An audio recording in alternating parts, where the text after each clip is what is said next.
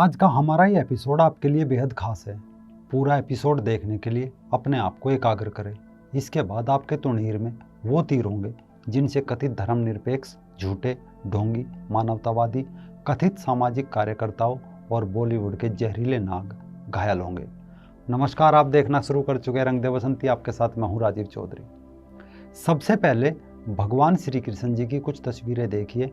इन तस्वीरों का इस्तेमाल आजकल ईसाई मिशनरीज बड़े धड़ल्ले से कर रही है। पहली तस्वीर में भगवान श्री कृष्ण जी क्रॉस लिए खड़े हैं, दूसरी में बैठे हैं और तीसरी तस्वीर में भगवान श्री कृष्ण जी को ही सूली पर लटका दिया है। मतलब जो ईसाई पिछले 2500 सालों में जीसस को सूली से नहीं उतार पाए, अब उन्होंने योगी राज भगवान श्री कृष्ण जी को भी सूली पर चढ़ा दिया है। भगवान श्री कृष्ण जी को सूली पर लटकाने का इनका उद्देश्य यही हो सकता है कि इस तस्वीर को दिखाकर न जाने कितने भोले भाले आदिवासी भाई बहनों को ये लोग जीसस की सूली पर चढ़ाएंगे। तो चलिए शुरू करते हैं इसका पोस्टमार्टम और जानते हैं कि इनके नारों और हमारे पढ़ाए जाने वाले धार्मिक नारों में ही कितना बड़ा गड़बड़ झाला है, जिनका ये लोग बखूबी इस्तेमाल कर रहे हैं। सबसे पहला सवाल, आखिर मुसलमानों को ये लोग ईसाई न बनाकर हिंदू ही इनका सॉफ्ट टारगेट क्यों होते हैं? क्योंकि कुछ समय पहले पिछली झारखंड सरकार में जब रघुवर दास मुख्यमंत्री थे, जैसे ही धर्मांतरण रोकने का कानून बनाया तो समस्त ईसाइयों ने इसका जबरदस्त विरोध किया था। असल में जिसे आज हम झारखंड कहते हैं, एक समय यह बिहार का हिस्सा था। उस दौरान मिशनरीज ने एक अफवाह फैलाई कि आदिवासी हिंदू नहीं बल्कि ईसाई है। उस समय कार्तिक उरांव नाम के एक प्रसिद्ध नेता हुआ करते थे। राजनीति में उनका कंध एक किस्म से कहे तो इंदिरा जी के समान था।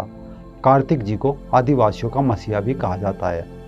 तो कार्तिक उरांव जी ने इसका बड़ा विरोध किया, क्योंकि बिहार में उस दौरान मिशनरीज आदिवासियों को मूल निवासी की घुट्टी पिलाना शुरू कर चुके थे। तब कार्तिक जी ने सवाल उठाया कि पहले सरकार इस बात को सुनिश्चित करे कि बाहर से कौन आया था। यदि हम यहाँ के मूल निवासी हैं तो फिर हम ईसाई कैसे हुए? क्योंकि ईसाई पंथ तो यूरोप से निकला है, और यदि हम ईसाइयत को लेकर बाहर से आए हैं तो फिर हम यहाँ के मूल निवासी नहीं हैं, आर्य ही यहाँ के मूल निवासी है। क्योंकि जिनका विश्वास यहाँ के वैदिक धर्म पर है वही यहाँ का मूल निवासी है।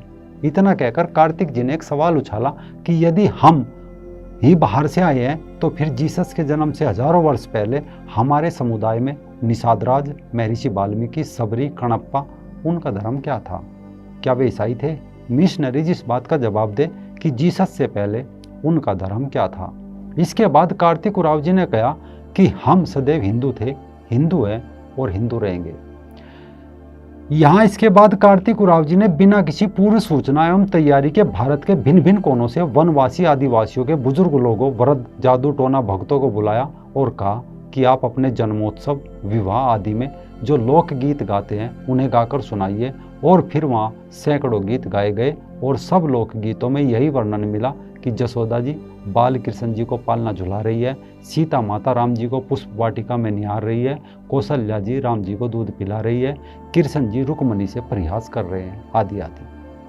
साथ ही उरांव जी ने यह भी कहा कि हम एकादशी को नहीं खाते। जगन्नाथ भगवान की रथ यात्रा, विजयदशमी, रामनवमी, रक्षाबंधन, देवोत्थान जिसे उत्तर भारत में देवउठान भी बोला जाता है, होली, दीपावली आदि बड़े धूमधाम से मनाते हैं, तो हम ईस्टर का त्यौहार क्यों मनाएं? कार्तिक उरांव जी ने यहाँ नहीं रुके। उन्होंने वहाँ बैठी मिशनरीज से पूछा, यदि हम ईसाई हैं तो यहाँ बैठा एक भी कोई व्यक्ति ऐसा गीत गा दे जिसमें मरियम ईसा को पालना झुला रही हो या दूध पिला रही हो, और ये गीत हमारे परंपरा में प्राचीन काल से हो, तो मैं अभी का भी ईसाई बन जाऊंगा। अंत में उरांव जी ने कहा, मैं वनवासियों के उरांव समुदाय से हूँ। हनुमान जी हमारे आदि गुरु है।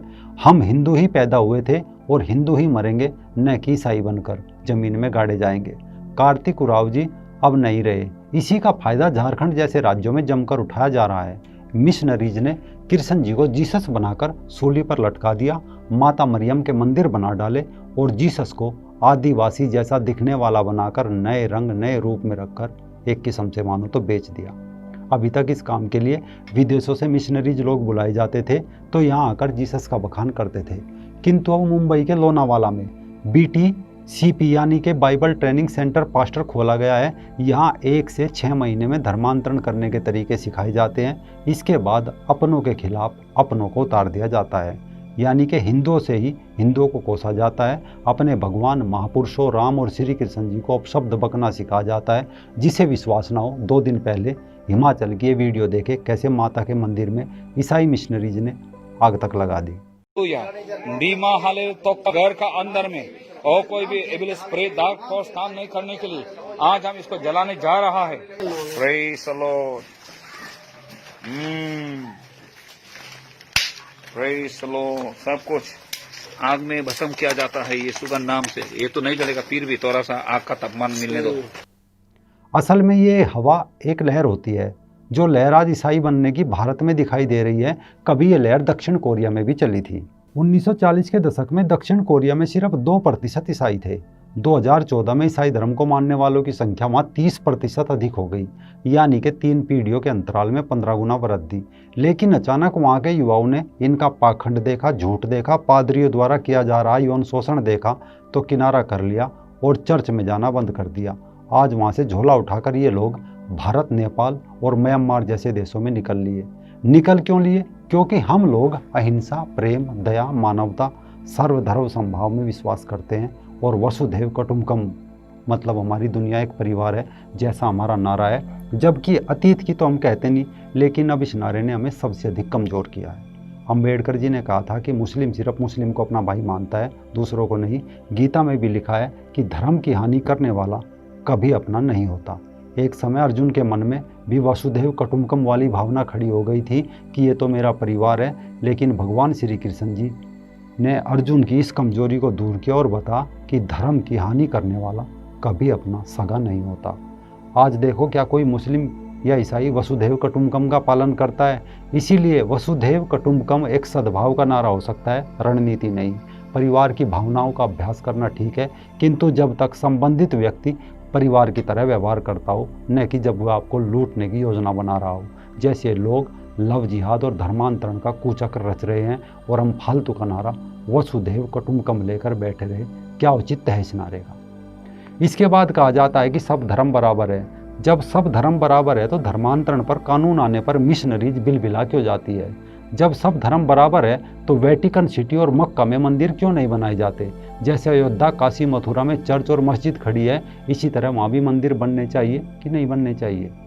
इसका कोई जवाब नहीं आएगा। ऐसे सवाल अगर हिंदू करता है तो उनकी धार्मिक भावनाओं को ठेस पहुंच जाती है और बहुसंख्यक वर्ग को सांप्रदायिक तक कह दिया जाता है। असल में बहुत पहले वेरियर एल्विन नाम का एक मिशनरीज भारत आया था। वेरियर एक धर्मनिष्ठ ईसाई थे और मिशनरी के रूप में औपचारिक प्रशिक्षण प्राप्त किया था। वे 1927 में एक मिशनरीज के रूप में भारत आए तथा पुणे में क्रिश्चियन सर्विस सोसाइटी में शामिल हुए।